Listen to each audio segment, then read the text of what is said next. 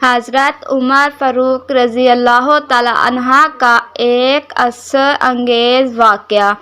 خلیفہ ثانی حضرت عمر فاروق رضی اللہ تعالی عنہ نے 24 لاکھ مربع میل کا حکومت کی راتوں کو اٹھ اٹھ کر پہرا دیتے تھے اور لوگوں کی ضرورت کا خیال رکھتے تھے۔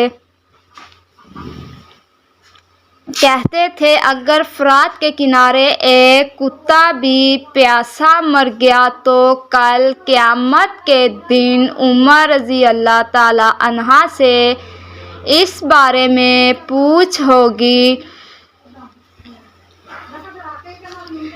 ایک دفعہ آپ رضی اللہ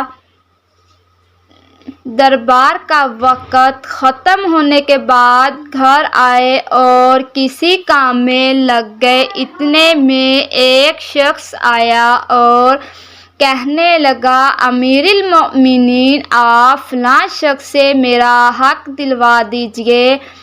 آپ کو بہت غصہ آیا اور اس شخص کو ایک درہ پیٹھ پر مارا اور کہا جب میں دربار لگاتا ہوں تو اس وقت تم اپنے معاملات لے کر آتے نہیں اور جب میں گھر کے کام کاج میں مصروف ہوتا ہوں تو تم اپنی ضرورتوں کو لے کر آ جاتے ہو۔ بعد میں آپ کو اپنی غلطی کا اندازہ ہوا تو بہت پریشان ہوئے اور اس شخص کو جسے درہ مارا تھا بلوایا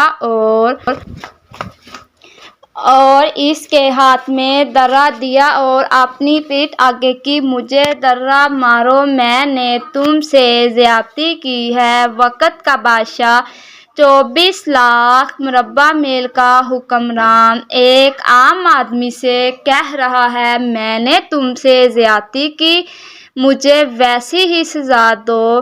اس شخص نے کہا میں نے آپ کو معاف کیا۔ آپ رضی اللہ تعالی عنہ نے کہا نہیں نہیں کل قیامت کو مجھے اس کا جواب دینا پڑے گا۔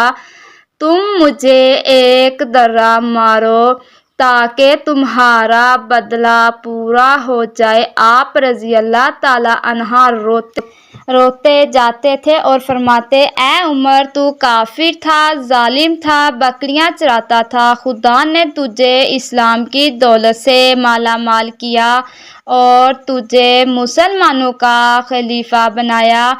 کیا تو اپنے رب کے احسانوں کو بھول گیا؟ آج ایک آدمی تجھ سے کہتا ہے کہ مجھے میرا حق دلاؤ تو اسے درہ مارا تھا۔ اے عمر کیا تو سمجھ بیٹھا ہے کہ مرے گا نہیں؟ کل قیامت کے دن تجھے اللہ کو ایک ایک عمل کا حساب دینا پڑے گا۔ حضرت عمر فاروق رضی اللہ عنہ اس بات کو دہراتے رہے اور بڑی دیر روتے رہے۔ اللہ ہمیں سمجھنے اور عمل کرنے کی توفیق عطا فرمائے۔ اگر آپ کو ہماری ویڈیو پسند آئی ہے تو ہمارے چینل کو سبسکرائب ضرور کیجیے۔ شکریہ۔